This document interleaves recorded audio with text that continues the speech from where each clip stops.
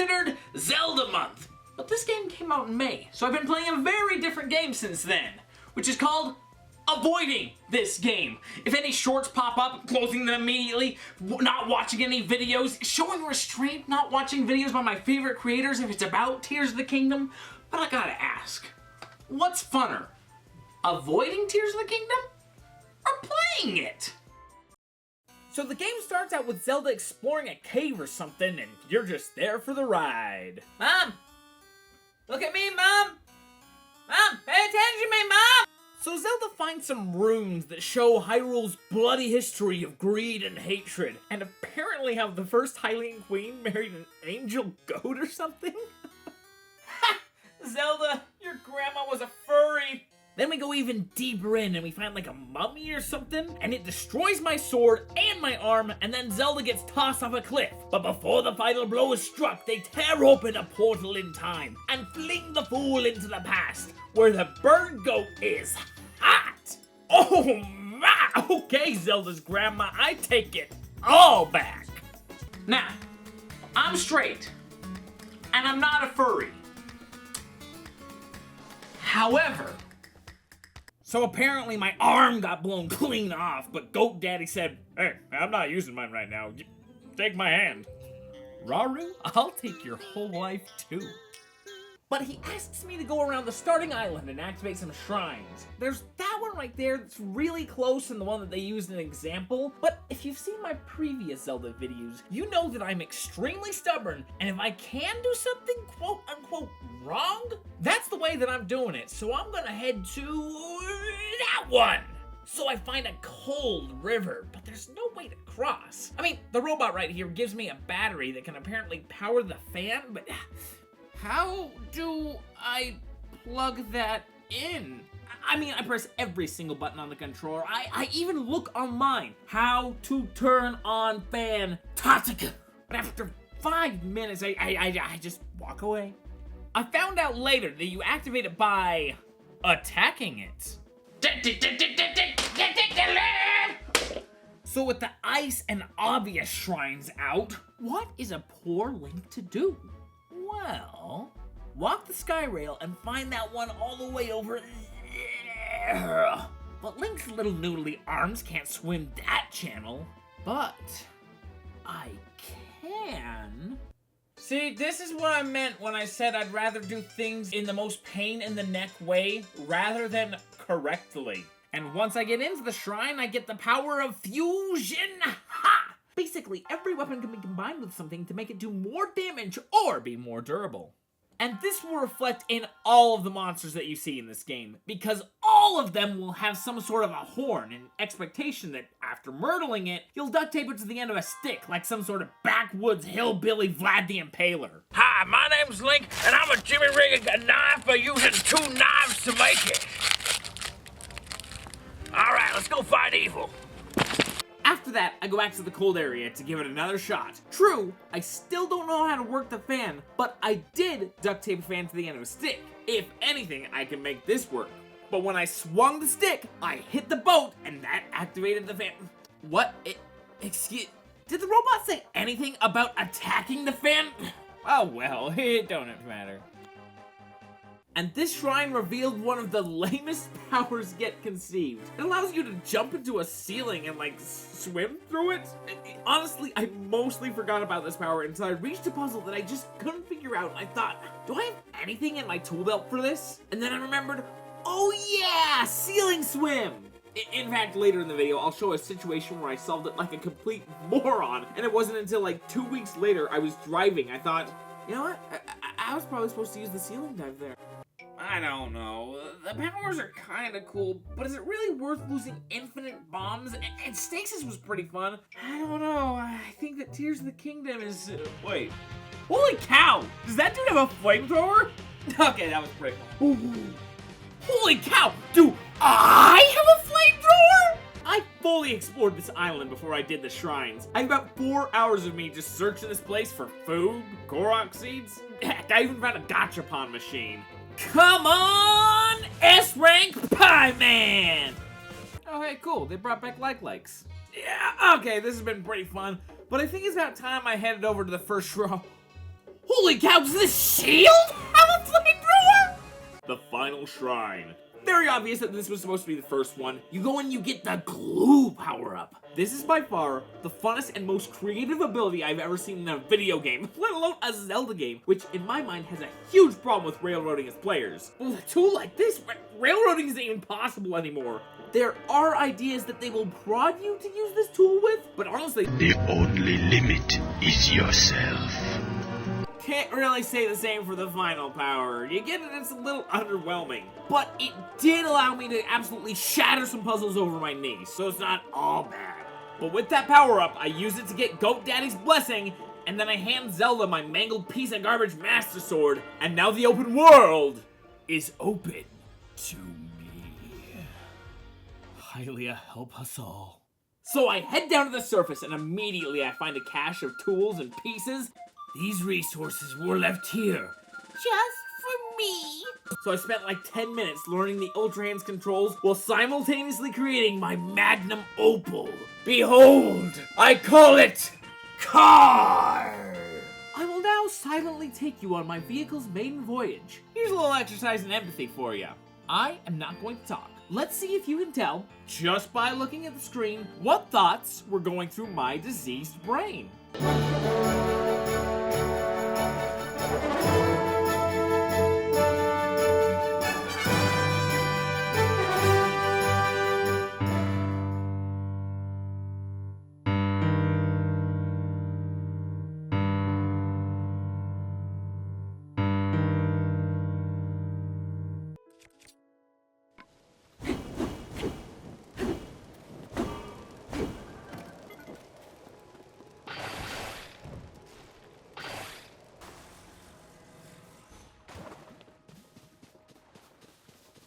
Man, the island had a ton of fun things to do, but the world just opened up to me immensely. I mean, look what I can do. I could be an elephant.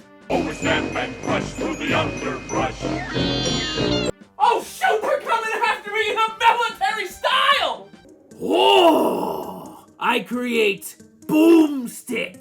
With this, I can start a battle, and I'll throw the stick at the guy and kill him before it even starts. Oh man, I am a genius for this! However, I forgot that I created this stick. So I walked over to this cave, and then these geese attacked me. And in a frenzy panicked, I pulled out whatever weapon I had on my back, and I attacked them.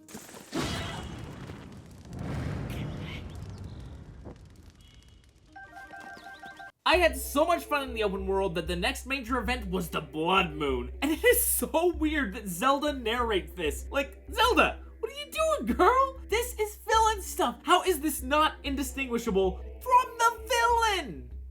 Witness the blood moon's rise. The endless spirits of slain monsters return to flesh. The world is threatened once again. But as fun as this all has been, I have no idea where or even when Zelda is. And the only way I'm gonna find her is by following waypoints. And the first waypoint takes me to this little base thing, and it's run by Purah. Oh, hey Purah. Why are you hot? Anyway, she gives me the glider and I get launched into the sky. This way, I can access the Sky Island, get bird-eye views of all the shrines, and fill out my map. Now, unlike my Breath of the Wild video, I didn't see Adam Miller's Tears of the Kingdom video. So while I don't know if they want me to go to Zora's first, I'm actually gonna go to the furthest away point, solving shrines and Korok puzzles along the ways and just having a grand old time. First order of business is activating this second tower, but this one is well defended, which means I get a fun and engaging fight. Hey, where you going, Austin? Whatever, Tim's here to feel your shoes. I prefer a one-on-one battle anyway. All right, Tim, let's go. I'm gonna... Oh, holy crap, is that Spencer? Okay, I'm out. Okay, what's Spencer? Holy crap, is he using Tim as a weapon? Okay, so I've been seeing these planes all around, unsure really how to use them. But this invention? Ah, it just let the whole secret slip. Yep, I'm gonna ride this sucker all the way to the Gerudos. Oh yeah, pioneers used to ride these babies for miles. Ah! So I'm doing all the fun thing in this game. I fight some dudes, a shocking... Holy cow, is that a lightning flamethrower? Okay, this is the best game ever made. But after many fun adventures, I do make it to the desert. But there's a sandstorm a-brewing. But I do know roughly the way I'm supposed to go. Only downside is I never found any cool clothes or go through Link's cross-dressing training, so I did have to stop quite often to chow down on some food just to, stay alive. Anyway, I make it to the Gerudo City, and it's like Castle Town. But not that one. This one. Zombies everywhere. And here's the thing. I don't know how you're supposed to handle this area of the game, but I would bet all $3 of my life savings account that I did it in the wrong way. But me, I did it the wrong way. So, I saw a hole, and much like with real life, if I see a hole, that means I'm going into it. There's not much down here, like a destructible wall, but hold up, is that a love letter? So I follow the source of the bottles, and then I see a hole. And I already told you the hole policy, right? But the problem is that's a ceiling hole. I can't exactly let gravity do its thing, so I rack my brain. I rub all 4 of my neurons together, and then I figured out the way that Miyamoto intended players to enter Gerudo City. So I pull out a plank, position it under the hole, and then I lift it up for a few seconds. And then I slowly roll it down, and then I hit it with the reverse power. I jump onto it, and then ride that sucker into Gerudo City. This is the time that remembering the ceiling swim power could have been really useful. Anyway, they plan to cook and eat me because I'm a male, but then Ryuji's right-hand man puts the kibosh on that because I helped him out in the last game. Actually, sidebar. Did the last game even happen? There is no evidence of the Sheikta. No shrines, no towers, not even evidence of the divine beasts. And I mean, those things were big. Even if the Gorons wanted to break them down for scraps, it would have taken some time. There is no evidence that they even existed. Not even the Sheikta slate. Instead, we have the Pura pad. Granted, I didn't play Breath of the Warriors, so I assume maybe it was explained there, and I don't know. I'm confused. I'm gonna go talk to Ryuji. Anyway, she introduces a real neato power. So she'll expand this little radius, and if I hit something in that radius with an arrow, Zeus himself will say, Screw this guy in particular. Anyway, now we get a weird, minigame that was, part Call of Duty Zombies and part Dynasty Warriors. I had to defend Gerudo Town, and I got to decide where the defenses went. I put them all on the left, and then I patrolled the roof, smiting Gibdos with Ryuji's cool lightning power. I didn't really know what was going on, but I did have a good time. After about 5 minutes, Ryuji said I did a good job, and then we scampered to the middle of the desert, and a dungeon popped on out of the ground. Dungeons in Tears of the Kingdom. In Breath of the Wild, we had 4 beasts, and I said in my previous video that those were some of the most crazy, ingenious puzzle rooms yet, and there was also a salamander one. The Sheikta Slate had you rotate the entire dungeon for some of the funnest, most innovative, mind-boggling puzzles. The way that it played with gravity and all of them was just so amazing! However, in this sequel, down is always down, terrible game, 0 out of 5, but yeah, they're fine. You're always accompanied by a character, and they have a power, and you need to use their power on points, kind of like using the Sheikta Slate on the nodes. They always have puzzles and whatnot to get to the points, and they're decently fun. I'm most proud of when I break 1 or 2 of them, and in this temple, I did. There's a bunch of mirrors that you use to bounce light around. There's one point where you get the light, and you're supposed to shine it up, and after you finish that puzzle, you shine it down. But before I did that, I used a free-roaming mirror and used an intermittent light source to activate one of the lights out of order, and it made me feel like some sort of old, wise space druid. Anyway, 90 minutes of puzzles later, and we fight Mama Gibdo. The most annoying part about Ryuji's power is you need to wait for the radius to engulf whatever you want Thor to smite. And if she gets hit or something, you lose the radius, and you need to go back over to her and ask her to start building up the radius again. Another thing about this fight is at the halfway point, it introduced 4 cocoons that spawned in Gibdos. During my first go at the fight, I tried to thin the amount of zombies, maybe destroy the cocoons. But with the mama flying around causing chaos, it went poorly. But on my next go, I took the approach of ignoring all the zombies pouring in from everywhere and focusing only on mama, and it went a lot better. After rescuing the Gerudo, my reward is my own personal pet Sage Ryuji. At first I thought it would be annoying to tend to her, but it does allow me to start every engagement with a fantastical lightning strike. My only 2 complaints is while waiting for the radius, sometimes the Sage despawns for half a second to get to you. It's like, hey, dummy! Can you build the radius? I want to call down God's wrath on that bokoblin over there. And the second thing is, when the fight starts, she runs over to the foe. So if I want to request a second strike from Manfred's mighty taser, I have to go up to her. Luigi, that is a moblin! That is a fight from a distance type of dude! But I guess I prefer having the sages to not having them. Well, next on the docket is the Ritos, but there are a lot of fun shrines along the way. And here's as good a place as any to talk about the shrines. The Ultra Hand allows for so many fun and cool solutions to puzzles. Often they have a bunch of pieces just laying about and say, hey, you can solve it with these, this is our way, but if you come up with your own solution, we ain't gonna yell at you. They are such fun, and every 4 you do nets you more hearts of stamina. My main complaint, though, is I like the end of the shrines in Breath of the Wild when they always had a monk in like some cool pose and the way he dissolved was just mesmerizing. All these have is just some statue of Granny Zelda and her goat bird husbandito. The best shrine was this one. I just really wanted to experience this when I spent that 10 minutes forming a car. There's also this one where you need to like create battle bots to help you fight the soldiers. That was cool. But there's also this one where I broke out the old space druid brain again. Okay, so I see what you're doing here, alright? So you want me to glue the ball to the car, and you want me to drive around, and we'll go over all the fun obstacles you placed out for me, or, and hear me out, okay? I can do this. Alright, now I can do this. And then I take this right here, and I am the smartest human being that God made. But yeah, cheating at the shrines can only keep me away from the Ritos for so long, and wow. Okay, so this game has the same problem as Breath of the Wild, where the music guy said, whoa, Zelda IP renowned for its music? Yeah, no, take some ambient tracks. Wouldn't want you to accidentally have an emotional attachment with this game for years later. But when they remix hard. The song at Rito Village is nothing short of hauntingly beautiful. Seriously, this is the most gorgeous composition I've heard in my life. Anyway, I meet the king and the queen and they tell me to go find their son. We hop, skip, and jump around the mountains until Tulin says, yo, let's go to that castle in the sky. And we are off. The approach was honestly a little crazy for a Zelda game. It resembled a platformer. Honestly, it reminded me a lot more of Road to King Koopa 1 or 3. Except for the fact that the combat is more thought out and Link isn't really renowned for his vertical movement. It also took over an hour, but hey, it was still a ton of fun. And the Sky Temple was once again amazing. Granted, I wasn't able to outright cheese any of the puzzles, but it was still a jammin' good time. But you know what was amazing? The boss! Sweet Mama Jamma, this may go down as my favorite Zelda boss of all time. It is right up there next to Star-Lord. In fact, I don't want to pit two bad babes against each other. Okay, they can both sit up there in the S tier. I am fine with that. They are great.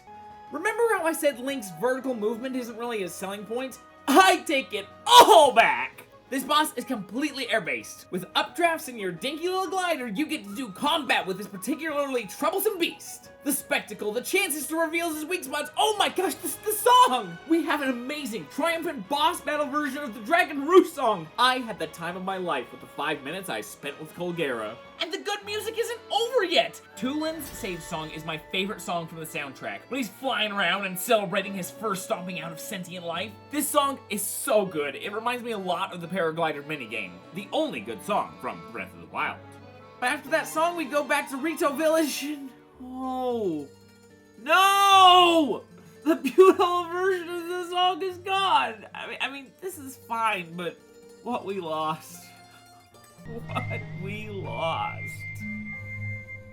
Okay, so now I got the Tulin Monk. Once again, I'm very proud of the order that I did these dungeons in, because this is a darn good power-up. I mean, I did prefer Rivali's Gale. The upward thrust you could generate in a flash was awesome. But I don't dislike the 30-foot gust of air that I can summon literally anytime I pull out my glider.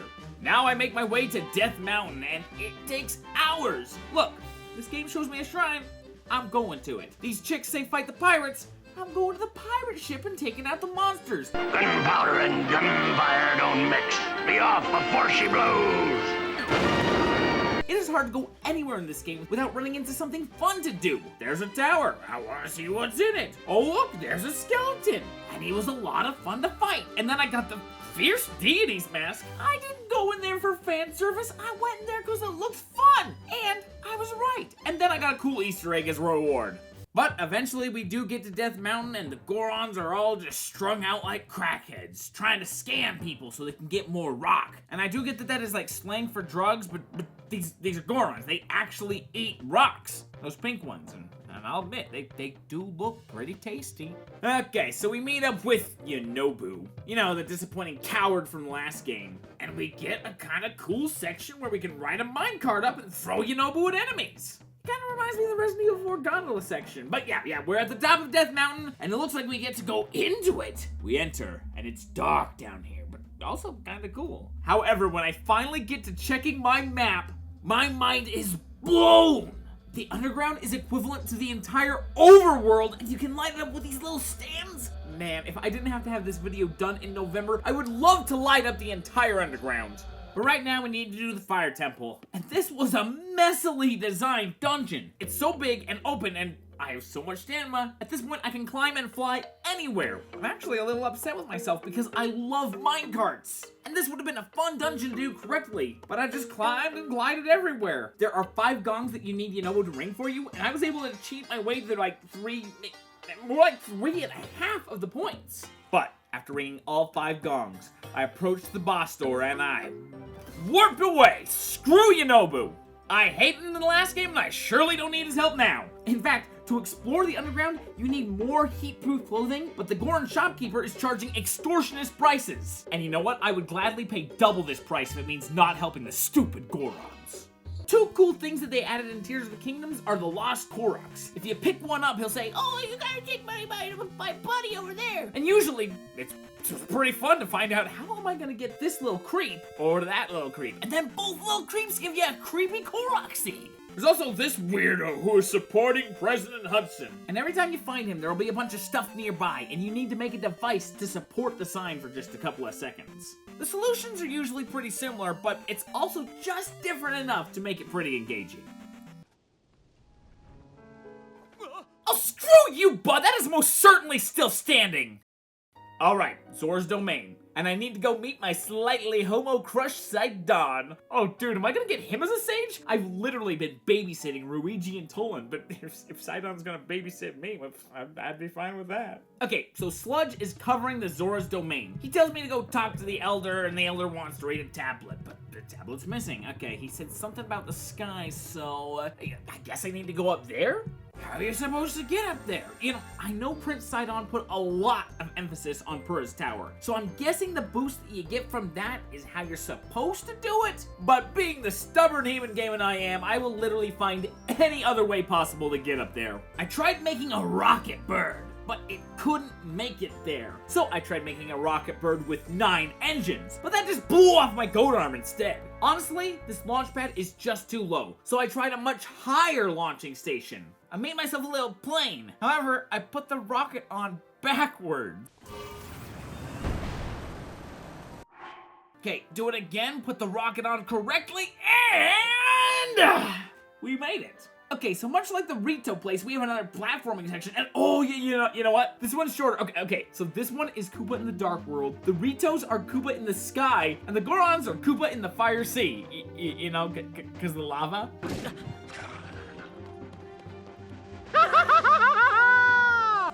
Okay, so I make it to the very tippity top and denied.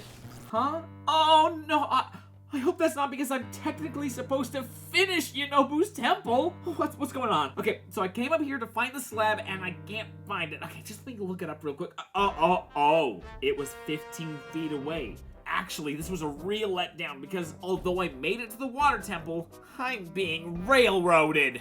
Bring the dude the slab. Talk to Sidon. I need a scale from the king. Eavesdrop on some kids. And now look it up because the directions made no sense. Go to the cave. Find the king. Then look up instructions again because how would you find this naturally? Now there's a whirlpool. Go into the pool and solve a mini dungeon by flying over the gate. Now Sidon will go up to the temple and you need to go see his wife for a tunic. Or, and hear me out, I already did the temple. I'm just gonna warp myself up there.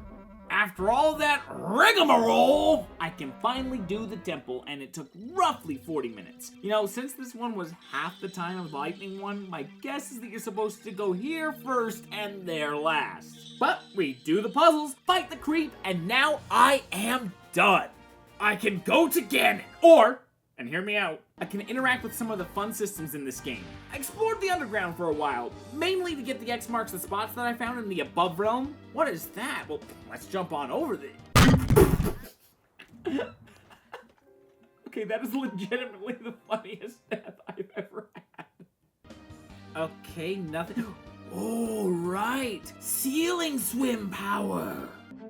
Hello, hello, I'm not where I'm supposed to be. I made multiple runs at Ganon's Keep. It is a dark, deep, gloomy place. And I don't mean gloomy as like dreary or murky. I mean that every hit I receive leaves me with permanent HP damage. Also, this Lionel is a menace. I am not kidding when I say if this was the final boss instead of Ganon, I probably couldn't beat this game. I mean, I did kill the Lionel, but only as a stubborn idiot would. I spent over 20 minutes walking in a figure-8 pattern to avoid the Lionel's bow attack, activating Ryuji and then having the Radius swallow him up and then fire an arrow into him, wait 10 seconds to recharge, and I must stress how important walking in the figure-8 was for this. I did that for an entire TV episode. I put about 100 crossbow and lightning bolts into the dude, and then I had to leave. I used almost all my arrows, so I needed to restock. But furthermore, the gloom is just too much! Surely there's something that can be done to help. So I did what the internet said, and I made a bunch of meat seasoned with dandelions. I also went and found a bunch of cursed statues to get gloom clothes. And then I made my final descent. Alright, belly of the beast. Let's top off the old health bar and change my clothes. Let me put on my... This hat helps you with curses. Don't laugh! This really helps! Don't laugh! This genuinely helps with this. Yeah, I thought I was gonna spend my one donkey reference token on the fact that there's an entire underground world and say this map was big.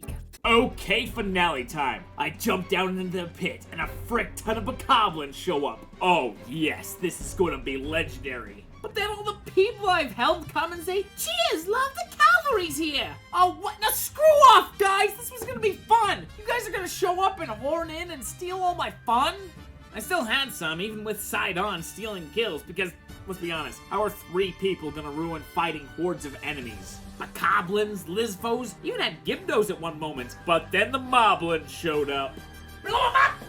And then Zelda shows up. Ah, catfished! Don't you hate it when you see a hot blonde chick, but it was actually just 7 black dudes in a trench coat? After taking those down, though, we were approached by a big old rock monster. Huh, he is tough to beat. I can't see a clear way to get on top of him, and he has a huge AoE attack that does a ton of damage. However, I'm not gonna be too mad at the game because I think, based on the rocky pink feet, I may have been expected to kill him a little earlier with someone in my party who specializes in attacking pink rocks. The weird thing is that after killing it, we are unharmoniously tossed into another battle. Like, I must have made a button or something to skip a cutscene because I was expecting some sort of explanation as to why these walls are here.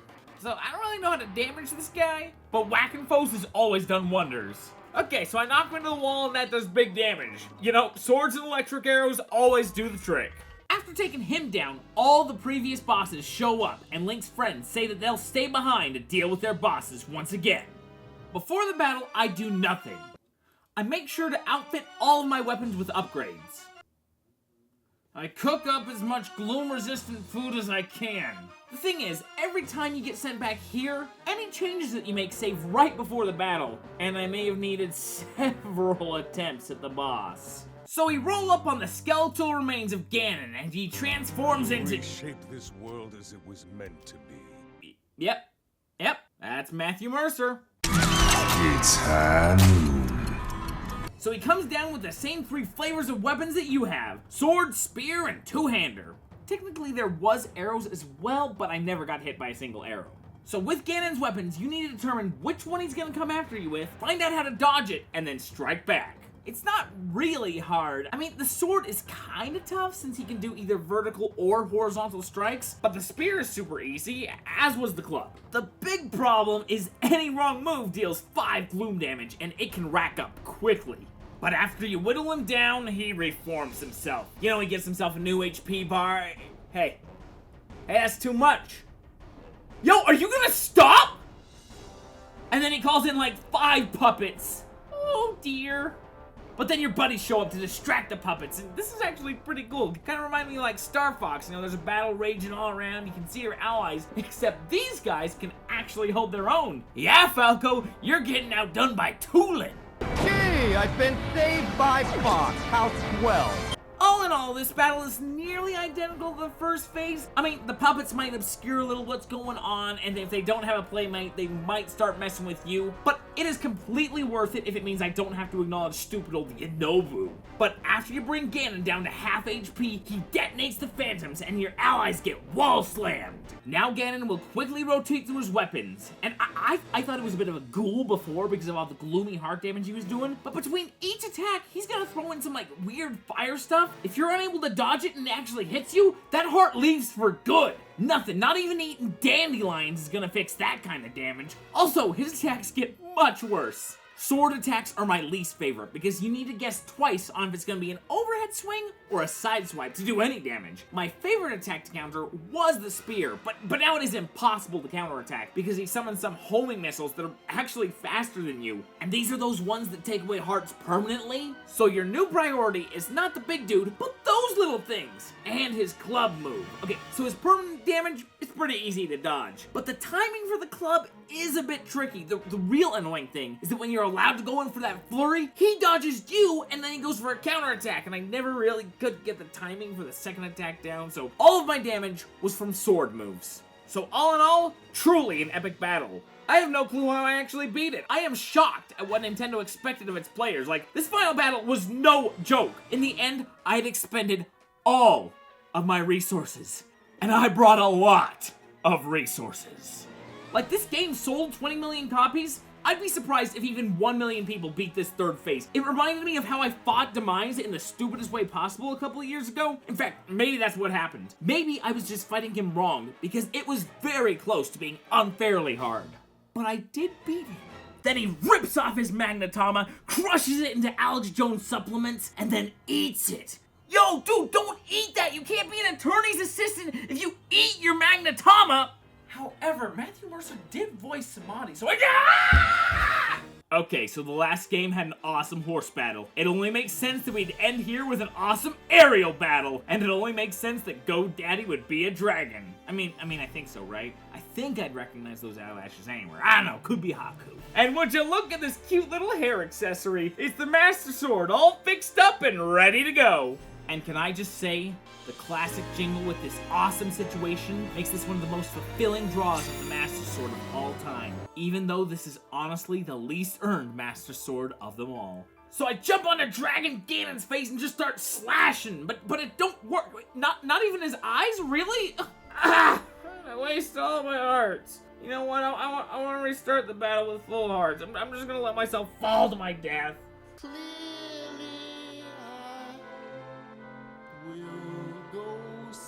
Oh, Falcor looking mother fricker! Okay, so he's got weak spots all across his back. You know, after dealing with the nightmare of a fight I did in the cavern, this fight is nothing more than a victory lap. But it is a bit of a shame that with how much creativity this game has been oozing with, this fight is almost verbatim one of the Shadow of the Colossus bosses. But as I rode to the sky on my dragon friend with the breathtaking sunset and then plummeted towards my foe, dodging his dragon breath sword in hand, I thought, you know what?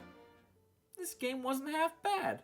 Now Zelda is falling to earth. I dive towards her, hand outreached to save her, and oh, this song is pretty good. Okay, I'm gonna wait. You know, this game has been withholding good music, so I'm just gonna, you know, enjoy this for a while.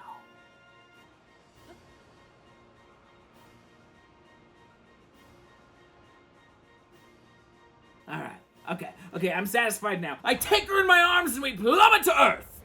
Whoa, Link, what are you doing? Don't you know anything about surface tension? You and Zelda are dead!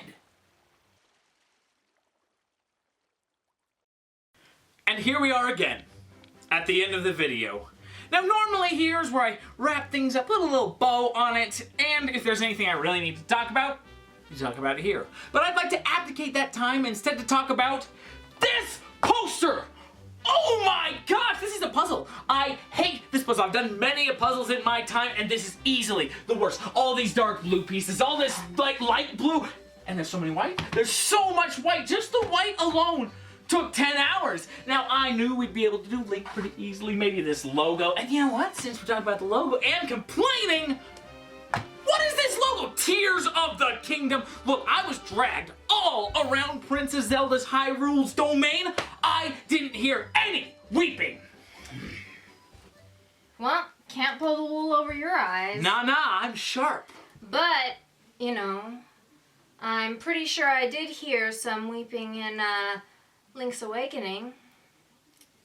If you're interested. Boom, baby!